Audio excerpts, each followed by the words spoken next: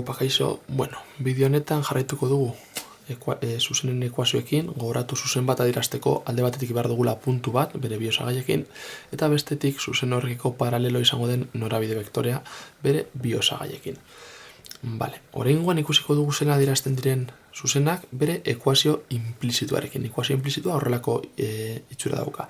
A isa gehi B gehi C berdin 0. A, B eta C zenbakiak izango dira, eta isa eta izango dira ezezagunak. Lehenik eta behin, itxingo dugu azaltzeko zer den vektore normal bat. Vektore normal adierazteko zer N letra horrekin adieraziko duguna. Nik baldin badaukat horrelako irudi bat, zeinetan agertzen diren bai S eta R zuzena, zuzen batek badauka bere vektore normala. Irudikatuko dugu kasunetan zein izango zen, S zuzenaren vektore normala. Izango zen edozein vektore S-erekiko perpendikularra dena. Beraz, hau izango zen bere vektore normala. R-erekiko perpendikularra den vektore bat, izango zen hau bere normala.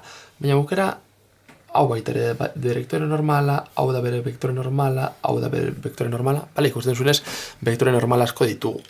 Izan luzeraz berdinekoa, baina azkenean vektore normala guztia diraien artean paraleloak. Beraz, inporta zaizuena da bakarrik norabidea esen bateko luzera daukan. Beraz, guztia dira vektore normalak. Beraz, R zuzenarekiko paralelo perpendikularra den vektorea bere vektore normala dela esaten dugu. Azkenean, R zuzenaren norabidea adierazteko erabiltzen dugu U norabide vektorea, ez da, U azpi R delako R zuzenaren paraleloa den norabide vektorea, U azpi R, hau da U azpi R. Hau izango zen U azpi S.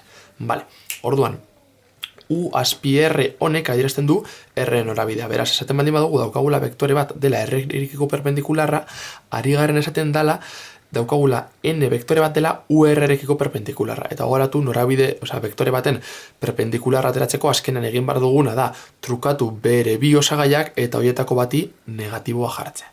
Beraz, orain ikusiko duguna da puntu eta norabide vektore bat jakinda zelan idatzi dezakegun bere ekuazio implizitua. Ikusten dugunez daukagu puntu bat eta norabide vektore bat. Beraz, nahi dugu bere ekuazio implizitua idatzi.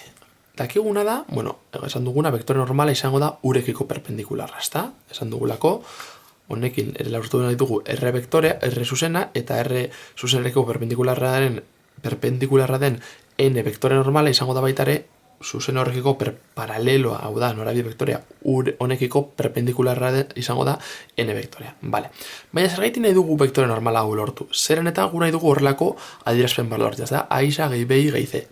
A eta B letra hauek zenbaki horiek izango dira vektore normalaren osagaiak. Beraz, gu lortzen baldin badugu, zuzen honen vektore normala kapasak izango gara A eta B horiek lortzeko. Beraz, hori da egingo duguna. Ni baldin badukat U, ni badakit N izango dela. Hauek biei buelta emotea eta horietako bateri positiboa jartzea. Kasu honetan egingo duguna da lau eta iru. Zergaitik, minus iru jarri beharrean ja plus iru jarri duelako. Beraz daukagu gure zuzenaren perpendikularra den vektore normala. Beraz, zuzenak horrelako itxura izango du, ezta? Haren lekuan jarri bar dugu N-eren lehenengo osagaia, beraz izango zen lau isa gehi bigarren osagaia da B gehi iru I gehi C berdin 0. Azkenean, falta zaigun bakarra da jakitea C zein izango den. Lortzen baden bagu C-eren balioa jakitea, ja izango dugulako idatzeta gure zuzena modu implizituan.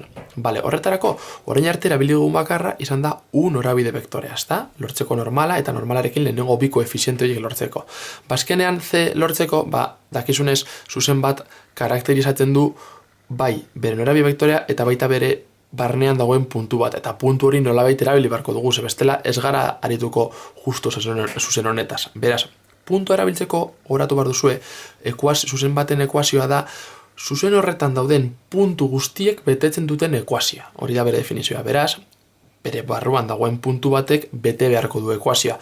Beraz, bi balio hauek izan eta in sartuz, kapasak izango gara C hori lortzeko. Beraz, lau bider isa izango da peren, lehenengo osagaia bider bat gehi iru bider minus bi. Azkenean isa eta i dira edozein punturen osagaiak. Gehi C berdin 0. Lortzen duguna da lauken 6 gehi C berdin 0 izatea. Lauken 6 da minus bi gehi C berdin 0. Eta beraz, hemetik lortzen duguna da C izango dela bi. Bale, baina hau dakigunean, idatzi dezakegu zuzen honen ekuazio horrela. R zuzena, bale? Eta R zuzena izango da. Lau isa gehi iru I eta ja ze dakigunez gehi bi berdin 0. Hau izango da gure zuzenaren ekuazio implizitua.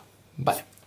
Orain egingo duguna izango da kontrakoa. Idatziko dugu ekuazio implizitu bat eta ekuazio implizitu horretik kapasak izan borko gara zuzen horren norabide vektorea eta bere barnean dagoen puntu bat lortzea.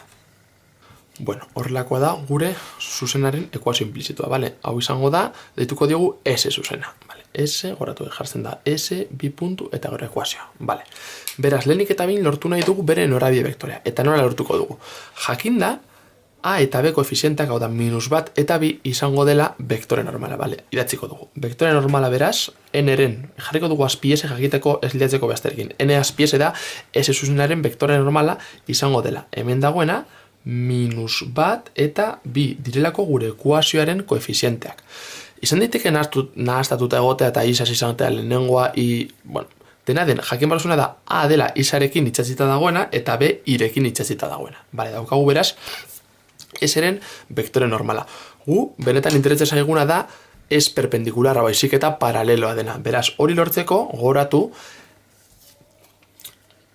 hemen R jarri barrean S jartzen baldin bauz, hemen esango genuke U azpi S, beraz, lortzeko norabide vektorea zuzenarekiko paraleloa dena, azkena izango da N-ren perpendikularra. Ba, lortu behar dugu vektore bat N honekiko perpendikularra dena. Hori egiteko gogoratu, askatasun osoa daukagula egiteko, hauek biak trukatu eta gero haietako bati nahi dugunari negatiboa jarri. Beraz, egingo duguna izango da, bi eta -1 jarri barrean ja negatibo jartzen diogunez, 2 bat. Beraz, S zuzenaren kiko paralelo izango den norabide vektorea izango da U azpi S. Bale, orain interesatzen zaiguna da baitare Q puntu bat lortzea hemen barruan dagoena. Zeran egingo dugu hori? Ba, egongo dira pilo bat puntu, ez da? Ba, nik esango dut, bale, ba, errezena izateko, ba, esango dut Qren lehenengo osagaia izango dela bat, eta bigarrena ez dut jakingo eta izango da lortuko dudana. Bale? Zeran egingo dut hori.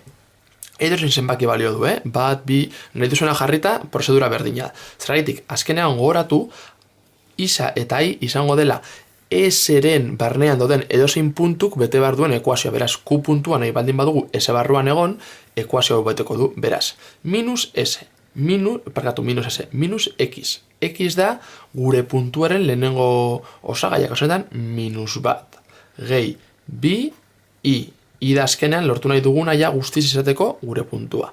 Gehi, iru, berdin, 0, ezta? Hau da daukaguna, bale? Bazkenean askatuko dugu I. -1 gehi iru daukagu.